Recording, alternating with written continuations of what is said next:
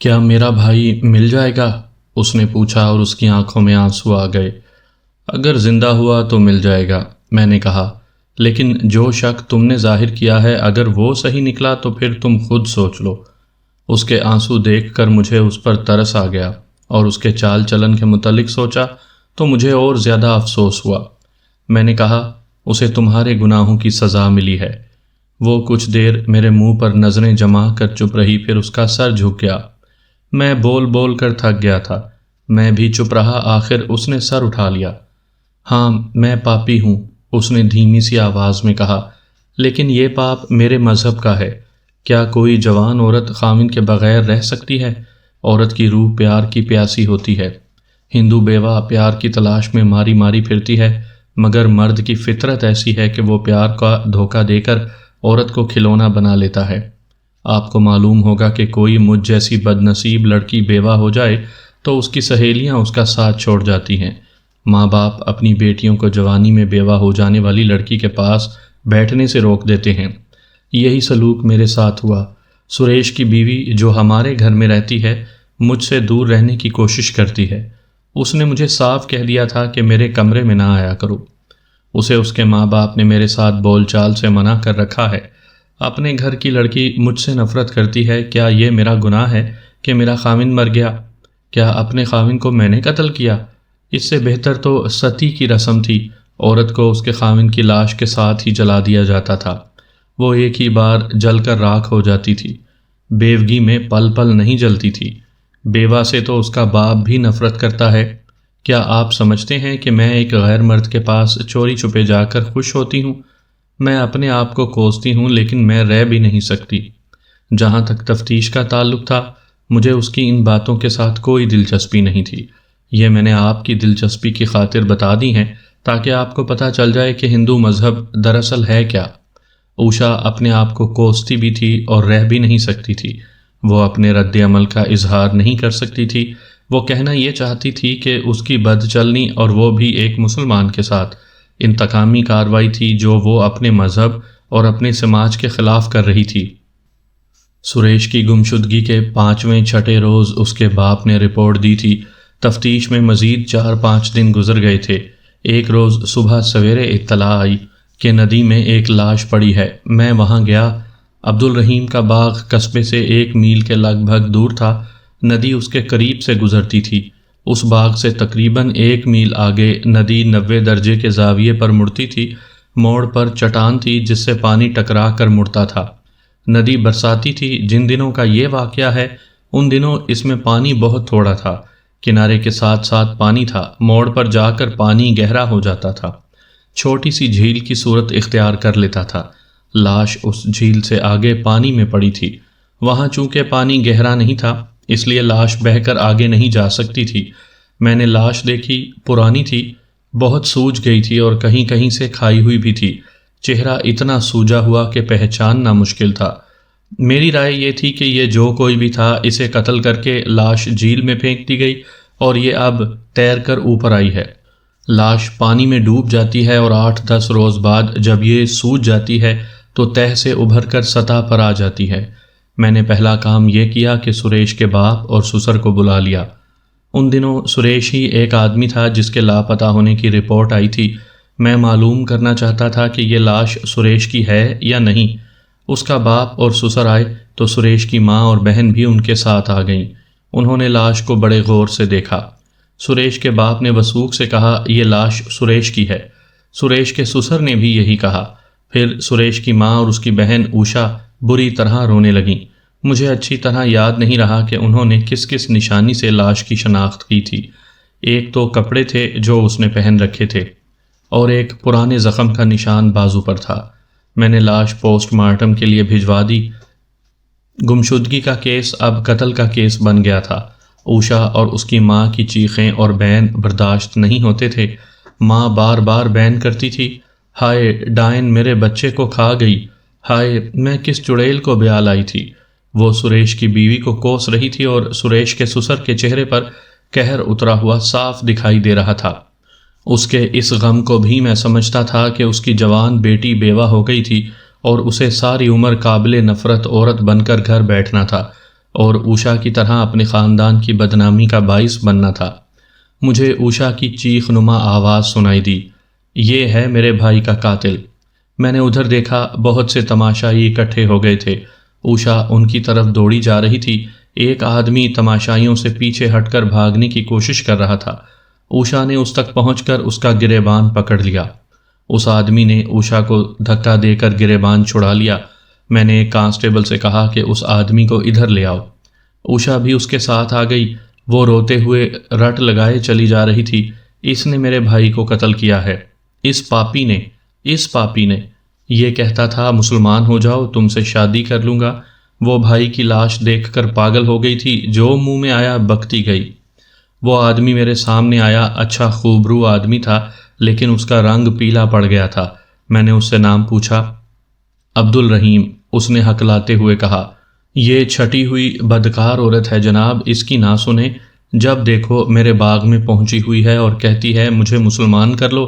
میں بیوی بچوں والا ہوں، میں اس کے کہنے پر تمہیں پھانسی نہیں چڑھا دوں گا۔ میں نے تسلی آمیز لہجے میں کہا، گھبراؤ نہیں، تمہاری پوری بات سنوں گا۔ تم نے یہ لاش دیکھی تھی؟ ہاں جی، اس نے کہا، دیکھی تھی۔ میں نے آپ کو ادھر آتے دیکھا، پھر کسی نے بتایا کہ لاش برآمد ہوئی ہے، میں بھی آ گیا۔ تم سریش کو اچھی طرح جانتے تھے؟ میں نے پوچھا۔ کیا یہ اسی کی لاش ہے؟ کون سریش؟ اس نے حیران سا ہو کر پوچھا۔ میں نے اسے کبھی نہیں دیکھا۔ اوشا کا بھائی سریش، میں نے کہا۔ میں نے اوشا کو پرے ہٹا دیا تھا۔ عبد الرحیم سے کہا، اوشا کو بلاتا ہوں، اس کے سامنے کہنا کہ تم سریش کو نہیں جانتے تھے۔ وہ خاموشی سے میرے منہ کی طرف دیکھتا رہا اور میں اسے دیکھتا رہا۔ اس کے چہرے پر جو رنگ آ جا رہے تھے وہ مجھے تسلی دے رہے تھے کہ مجرم مل گیا۔ اب اقبال جرم کرانا اور شہادت کی فراہمی رہ گئی ہے۔ لاش جا چکی تھی۔ میں نے سریش کے باپ اور اس کی ماں اور اس کے سسر سے کہا کہ وہ تھانے چلیں۔ اوشا کو الگ کر کے اچھی طرح سمجھایا کہ وہ میرے ساتھ رہے اور زبان بند رکھے اور اسی بات کا جواب دے جو میں پوچھوں۔ اس کی ذہنی حالت بہت بری تھی، میری بات سمجھ نہیں رہی تھی، بڑی ہی مشکل سے اسے سمجھایا۔ اوشا کو میں نے ساتھ لیا اور ہیڈ کانسٹیبل سے کہا کہ وہ عبد الرحیم کو ساتھ لے لے اور اسی کے باغ میں چلا چلے۔ عبد الرحیم 30 اور 35 سال کے درمیان کی عمر کا خوبرو اور خوشحال آدمی تھا۔ اس کے متعلق مجھے کوئی اچھی رپورٹ نہیں ملی تھی۔ اس کا باغ بڑا خوبصورت تھا، سبزیاں تھیں اور پھلوں کے درخت بھی تھے۔ یہ کوئی 4 ایکڑ زمین تھی۔ اس میں اس نے ایک مکان بنا رکھا تھا جس کے 2 کمرے تھے۔ اس کے ارد گرد پودوں اور جھاڑیوں کی گھنی باڑ تھی۔ اس سے عبد الرحیم کے ذوق کا پتہ چلتا تھا۔ وہ زندہ دل انسان تھا، باغ میں رہٹ بھی تھا۔ میں نے جاتے ہی باغ میں کام کرنے والوں کو الگ کر لیا۔ وہ 2 آدمی تھے، ایک ادھیڑ عمر تھا اور دوسرا عبد الرحیم کی عمر کا۔ ادھیڑ عمر کے بیوی بچے باغ میں ہی رہتے تھے۔ ان کا کچا مکان باغ کے ایک کونے میں تھا، دوسرا اکیلا تھا۔ اس کے بیوی بچے قصبے میں رہتے تھے۔ میں نے ادھیڑ عمر مالی یا مزارے کی بیوی کو بھی بلا لیا۔ اس عورت کو دیکھ کر میں چونکا۔ وہ عورت نہیں، جوان لڑکی لگتی تھی۔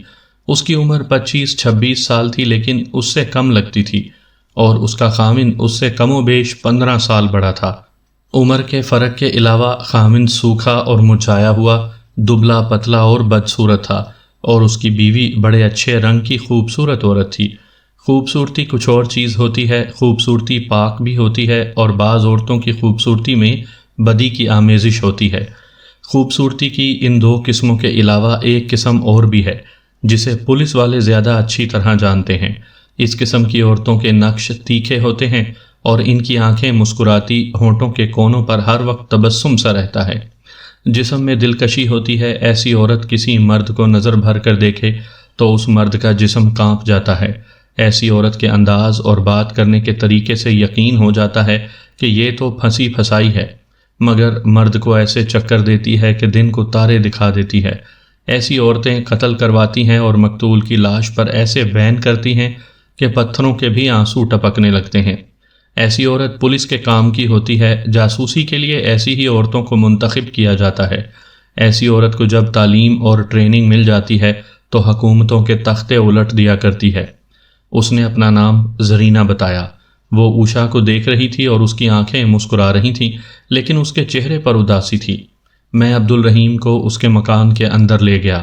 سنو بھائی عبد الرحیم، میں نے کہا، تم نے کہا تھا کہ تم سریش کو نہیں جانتے. میں نے تو سنا تھا کہ تم عقل والے آدمی ہو، لیکن تم میں تو عقل ہے ہی نہیں. میں تمہیں ایک بات بتاتا ہوں، اس پر غور کر لو. یہاں دوستوں کی طرح بات کروں گا. یہ تم پر منحصر ہے کہ مجھے دوست اور مسلمان بھائی سمجھو، اور میں بھائی بن کر دکھاؤں گا. اگر مجھ سے زیادہ عقل مند بننے کی کوشش کرو گے تو بات تھانے میں چلی جائے گی. وہاں میں اپنے سگے بھائی کو بھی بھائی نہیں سمجھا کرتا. اصل بات یہیں بتا دو، میں تمہیں بچانے کی پوری کوشش کروں گا. اگر نہ بچا سکا تو تمہارے وکیل کو ایسے نکتے بتاؤں گا کہ تم صاف بری ہو کر آ جاؤ گے. تو کیا آپ یہ سمجھتے ہیں کہ سریش کو میں نے قتل کیا ہے؟ اس نے تڑپ کر پوچھا.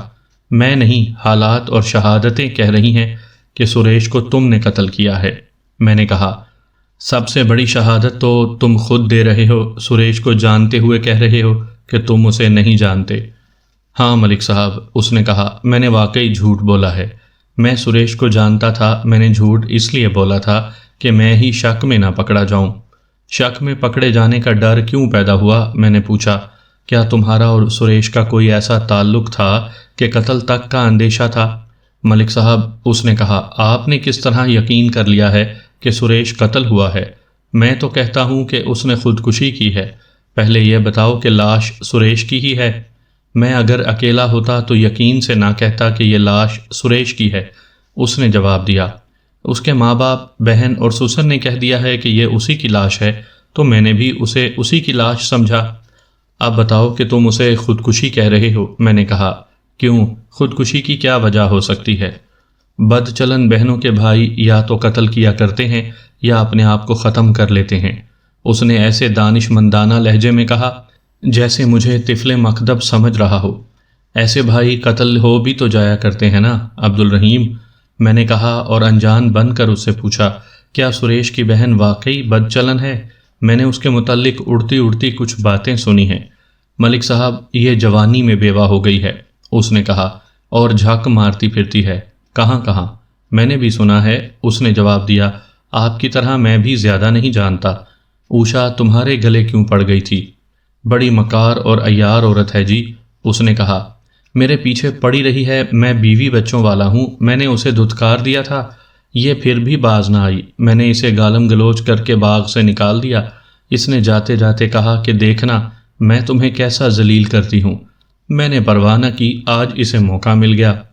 تمہارا اس عورت کے ساتھ کوئی تعلق نہیں؟ میں اس پر لعنت بھیجتا ہوں، اس نے وثوق سے کہا. آپ اس کی زبان پر اعتبار کر لیں تو یہ میری بدقسمتی ہوگی. چلو یار، میں نے کہا، آؤ تھانے چل کر بیٹھیں گے، وہاں گپ شپ ہوگی. میں وہاں سے چلنے لگا تو اس نے میرا بازو پکڑ لیا اور بولا، آپ پہلی بار میرے ہاں تشریف لائے ہیں، کچھ خدمت کا موقع تو دیں. کیا خدمت کرو گے؟ جو آپ کہیں، اس نے کہا. میں تھانے کی بے عزتی سے بچنا چاہتا ہوں. آپ جو حکم کریں پیش کروں گا.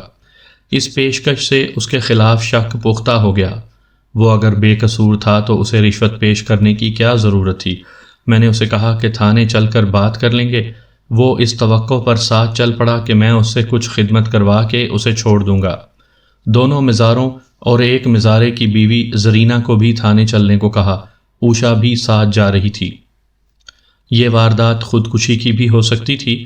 اس امکان کو نظر انداز نہیں کیا جا سکتا تھا کہ سریش کے لیے ایسے حالات پیدا ہو گئے تھے جو کسی بھی انسان کو اپنی جان لینے پر مجبور کر سکتے ہیں. لیکن جس طرح عبد الرحیم جھوٹ بول رہا تھا، اس سے غالب شک یہ تھا کہ سریش کو عبد الرحیم نے قتل کیا یا کروایا تھا. تھانے میں جا کر میں نے اسے ایک بار پھر کہا کہ وہ اصل بات بتا دے، مگر وہ میری خدمت پر کمر باندھے ہوئے تھا. میں نے اسے الگ بٹھا دیا اور اس جوان سال مزارے کو اپنے سامنے بٹھایا جس کے بیوی بچے قصبے میں رہتے تھے. اسے کہا کہ وہ غریب آدمی ہے، اس کا جھوٹ اسے پھنسا دے گا، اس کے گناہ گار آقا کو بچا نہیں سکے گا. اس نے ہاتھ جوڑ کر کہا کہ اس سے جو کچھ پوچھا جائے گا وہ بالکل سچ بتائے گا. میں نے سب سے پہلے اوشا کے متعلق پوچھا کہ وہ اسے جانتا ہے یا نہیں. بہت اچھی طرح جانتا ہوں، اس نے جواب دیا. باغ میں چودھری صاحب یعنی عبد الرحیم کے پاس آیا کرتی تھی. کیا عبد الرحیم ہر وقت باغ میں رہتا تھا؟ نہیں، اس نے جواب دیا. دن کو 2-3 گھنٹوں کے لیے آتا تھا. اوشا عموماً کس وقت آتی تھی؟ صبح سویرے، جب ابھی روشنی پوری نہیں ہوتی تھی، اس نے جواب دیا. اس صبح چودھری صاحب بھی آ جاتے تھے، ویسے وہ دیر سے آتے ہیں، کبھی کبھی رات کو بھی آ جاتی ہے، اس وقت بھی چودھری صاحب باغ میں موجود ہوتے ہیں۔ پیغام کون لاتا لے جاتا ہے؟ اس نے میرے آگے ہاتھ جوڑ کر کہا کہ کسی کو یہ پتہ نہیں چلنا چاہیے کہ اس نے یہ باتیں بتائی ہیں۔ میں نے اسے یقین دلایا، تسلی دی، حوصلہ بڑھایا، تو اس نے جواب دیا کہ ان کے درمیان زرینہ ہے۔ کبھی عبد الرحیم اس کی زبانی اوشا کو پیغام بھیجتا ہے اور کبھی اوشا چودھری کو پیغام بھیجتی ہے۔ سریش کے متعلق اس نے بتایا، میں اسے جانتا ہوں، وہ اوشا کا بھائی ہے اور وہ 2 مرتبہ باغ میں آیا تھا۔ تقریباً 20 روز گزرے، وہ آخری بار آیا تھا۔ ہم اپنے کام میں لگے ہوئے تھے، سریش اور چودھری صاحب ہم سے دور کھڑے اونچی اونچی باتیں کر رہے تھے۔ ان میں کوئی جھگڑا چل رہا تھا، ہمارا خیال تھا کہ ان میں ہاتھا پائی ہو جائے گی۔ میں کام کرتے کرتے ان کے کچھ قریب چلا گیا۔ سریش کہہ رہا تھا، چودھری غصہ کرو گے تو کیا ہوگا، تمہاری زندگی تھوڑی رہ گئی ہے۔ چودھری صاحب نے کہا، اوئے لڑکے، تجھے بار بار کہہ رہا ہوں، جا دکان پر بیٹھ، تیری تو لاش بھی نہیں ملے گی۔ سریش نے چودھری کا ہاتھ ایک ہاتھ میں پکڑا اور اس پر اپنا دوسرا ہاتھ مار کر کہا، دنیا دیکھے گی چودھری، یہ باہر لاش کس کی پڑی ہے۔ اور وہ بہت تیز تیز چلا گیا۔ ذرا یاد کرنے کی کوشش کرو، میں نے اسے کہا، 10 روز پہلے عبد الرحیم رات کو باغ میں آیا تھا، یا سریش کو تم نے باغ میں یا باغ کے قریب کہیں دیکھا تھا؟ نہیں، اس نے جواب دیا، میں رات کو عشاء کی نماز تک یہاں ہوتا ہوں، اس کے بعد جو کچھ ہوتا ہے وہ میں نہیں جانتا۔ اس مظاہرے سے مجھے بہت کچھ مل گیا، ابھی اس سے بہت کچھ پوچھنا تھا۔ یہ تو ابتدائی پوچھ گچھ تھی۔ میں نے اسے کہا کہ وہ اور زیادہ سوچے، اسے کچھ باتیں یاد آ جائیں گی۔ میں نے اسے یہ بھی کہا کہ وہ کسی کو نہ بتائے کہ میں نے اس سے کیا پوچھا ہے، اور اگر مجھے کسی دوسرے سے پتہ چلا کہ اسے فلاں بات بھی معلوم تھی جو اس نے مجھ سے چھپائی ہے تو اسے شہادت چھپانے کے جرم میں گرفتار کر لیا جائے گا۔ وہ بیچارہ غریب مزارہ اتنی جرأت کہاں کر سکتا تھا؟ ہندوؤں کی طرح ہاتھ جوڑ کر کہنے لگا کہ وہ کچھ نہیں چھپائے گا، اور اس نے منت کی کہ میں کسی کو پتہ نہ چلنے دوں کہ اس نے مجھے کیا بتایا ہے۔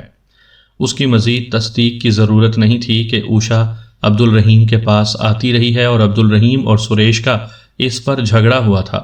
عبد الرحیم جھوٹ بول رہا تھا، پھر بھی میں نے مزید تصدیق ضروری سمجھی۔ دوسرے مزارے کو جو زرینہ کا خاوند تھا بلایا، وہ بدصورت ہی نہیں تھا، بے وقوف بھی تھا۔ میں نے اس سے پوچھا کہ وہ اوشا کو جانتا ہے؟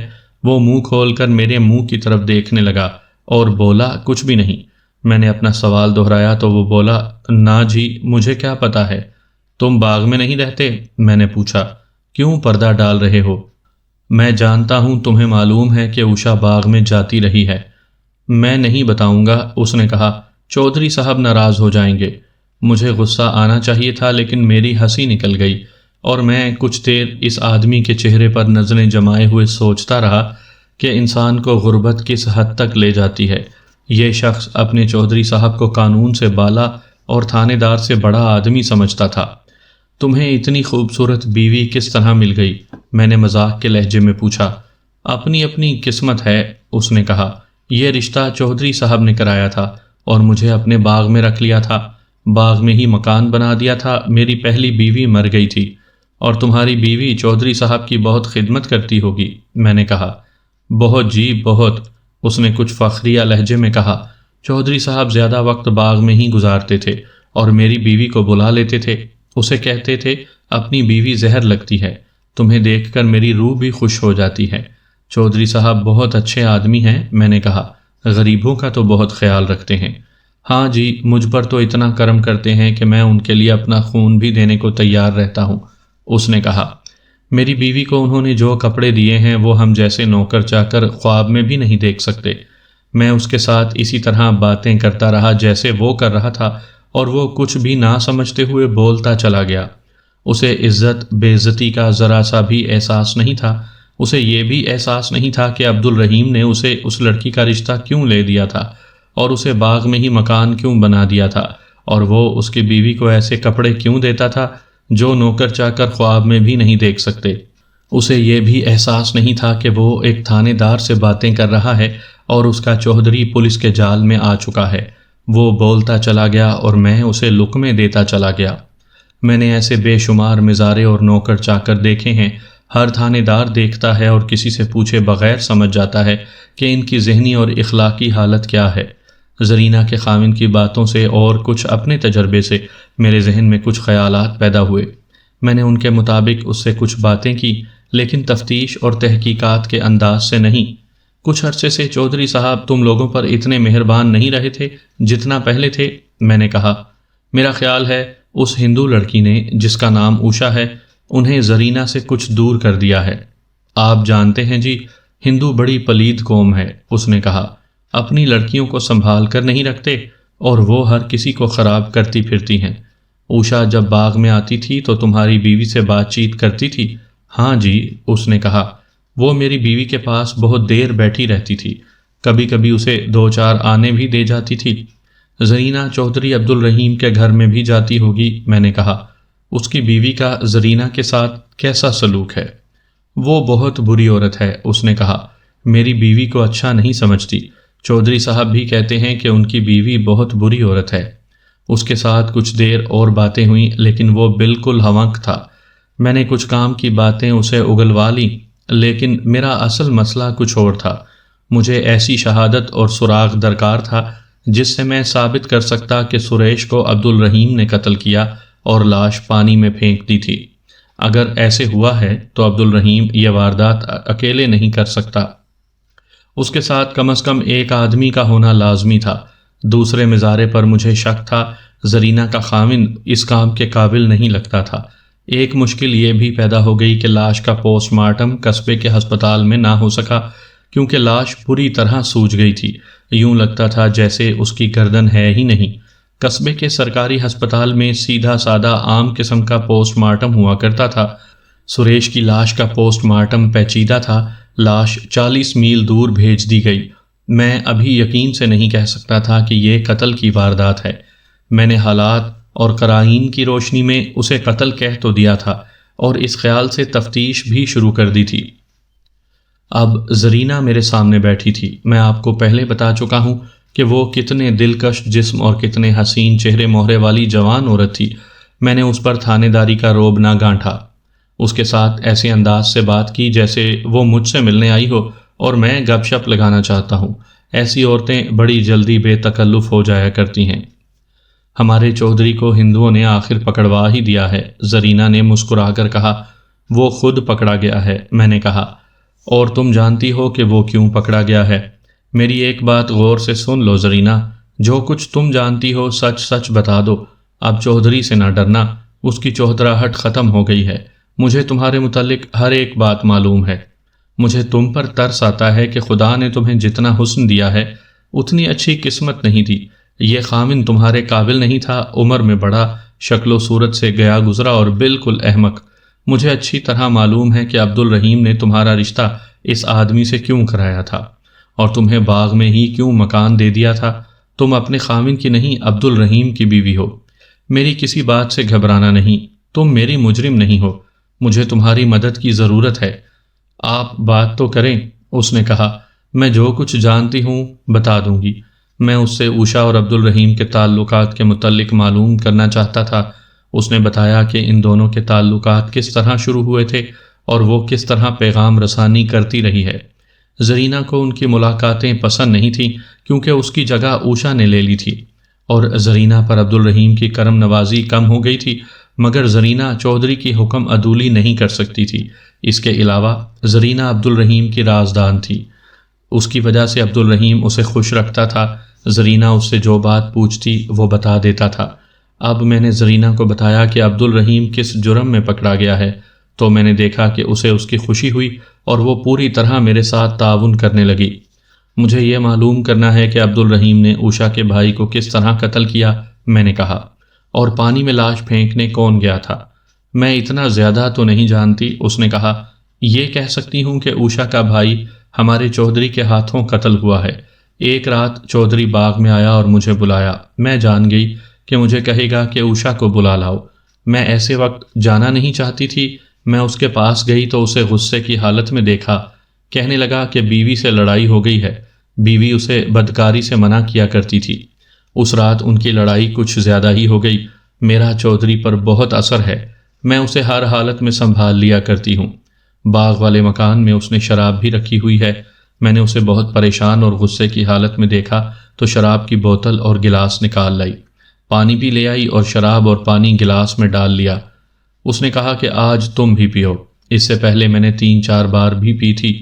میں شراب کی عادی نہ ہو سکی۔ اس کے کہنے پر میں نے دوسرا گلاس لیا اور تھوڑی سی شراب ڈال لی۔ وہ پینے لگا اور غصے میں ذرا زیادہ پی گیا، لیکن ہوش میں رہا اور ہوش کی باتیں کرتا رہا۔ کہنے لگا کہ سریش نے اسے دھمکی دی ہے اور اب وہ سریش کو زندہ نہیں چھوڑے گا۔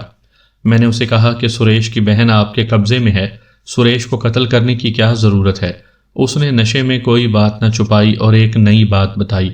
اس نے بتایا کہ آج بیوی نے اس کے ساتھ اس لیے لڑائی کی ہے کہ سریش اس کی بیوی سے ملا تھا اور اسے کہا تھا کہ اپنے خاوند کو بدکاری سے روکو ورنہ اس کا انجام بہت برا ہوگا۔ بیوی پہلے ہی چودھری کے خلاف بھری بیٹھی تھی۔ اس نے سریش سے کہا کہ وہ اپنی بہن کو کیوں نہیں روکتا۔ سریش نے اسے کہا کہ وہ ماں باپ کے ہاتھوں مجبور ہے، وہ تنگ آ کر اپنی بہن کا گلا گھونٹ دے گا۔ اس طرح ان دونوں میں بڑی اچھی طرح باتیں ہوئیں۔ چودھری کے بیوی نے سریش سے کہا کہ وہ عورت ذات ہے، مرد کو بدی سے کس طرح روکے۔ سریش نے اسے کہا کہ چودھری نے میری بہن کے ساتھ یارانہ گانٹ رکھا ہے، آؤ ہم آپس میں دوستی کر لیں اور تم اپنے خاوند کو بتانا کہ تم نے سریش کی بہن کو بیوی بنا رکھا ہے تو میں نے سریش کو خاوند بنا لیا ہے۔ چودھری نے مجھے بتایا کہ اس کی بیوی نے اسے کہا کہ وہ یعنی چودھری اپنی کرتوت سے باز نہ آیا تو بیوی بھی ایسے ہی کرتوت شروع کر دے گی اور شروع سریش سے کرے گی۔ کون خاوند ایسی بات برداشت کر سکتا ہے؟ چودھری نے اپنی بیوی کے منہ پر تھپڑ مارا تو بیوی نے آسمان سر پر اٹھا لیا۔ چودھری باغ میں آ گیا۔ اس نے یہ بھی کہا کہ اب میں سریش کو نہیں چھوڑوں گا۔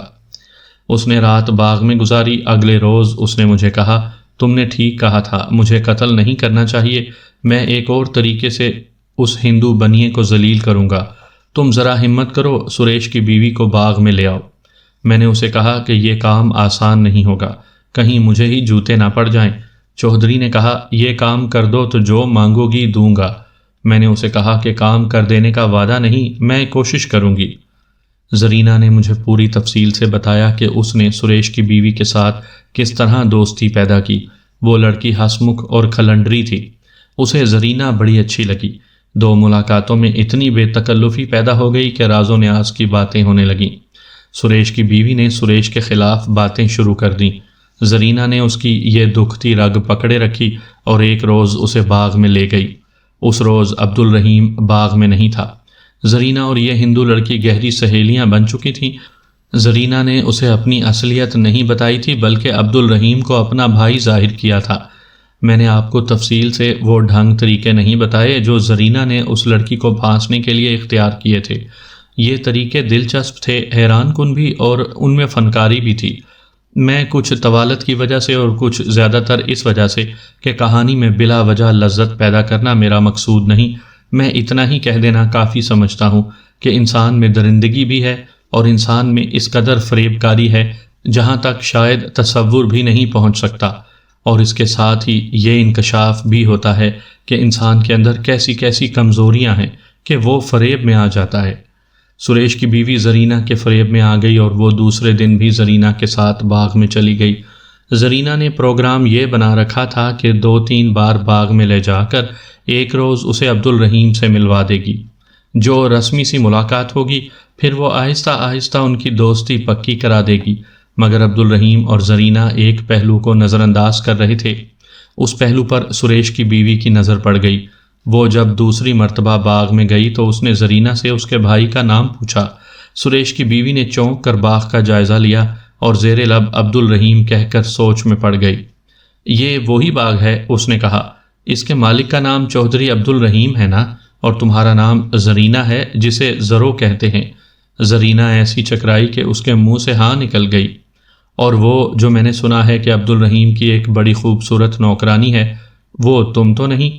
سریش کی بیوی نے ایسے لہجے میں پوچھا جس میں حیرت بھی تھی اور غصہ بھی۔ اس نے زرینہ کے کندھے پکڑے اور اسے جھنجھوڑ کر کہا، سچ بتاؤ، تم کون ہو اور میرے ساتھ تم نے دوستی کیوں کی ہے؟ زرینہ نے اسے چکر دینے کی کوشش کی، لیکن اس ہندو لڑکی کو یاد آ گیا کہ یہ وہ باغ ہے جہاں اس کے خاوند کی بہن اوشا آیا کرتی ہے۔ وہ اس قدر بھڑکی کہ زرینہ کے پاؤں اکھڑ گئے اور اس نے لڑکی سے صاف کہہ دیا کہ عبد الرحیم اس کی محبت میں تڑپ رہا ہے۔ سریش کی بیوی نے زرینہ کے منہ پر بڑی زور سے تھپڑ مارا اور ایسا ہی ایک اور تھپڑ اس کے دوسرے گال پر مارا، پیشتر اس کے کہ زرینہ سنبھلتی لڑکی جا چکی تھی۔ زرینہ نے عبد الرحیم کو بتایا کہ یہ لڑکی اس کے جال میں نہیں آ سکتی۔ زرینہ نے ایک واقعہ اور سنایا۔ جس روز سریش کی بیوی زرینہ کے منہ پر تھپڑ مار کر چلی گئی تھی، اس سے 3 روز بعد کا یہ واقعہ ہے۔ موسم نہ گرم تھا نہ سرد، رات لوگ صحن میں کمبل اوڑھ کر سوتے تھے یا برآمدوں میں۔ زرینہ باغ میں اپنے مکان کے باہر سوئی ہوئی تھی، اس کا خاوند اندر سوتا تھا۔ اچانک زرینہ کی آنکھ کھلی مگر اس کے منہ میں کپڑا ٹھونس دیا گیا تھا۔ ایک آدمی نے اس کی ٹانگیں جکڑ لی تھیں اور دوسرے نے اسے اٹھا کر کمر سے پکڑ لیا، اس کی آواز نہیں نکل سکتی تھی۔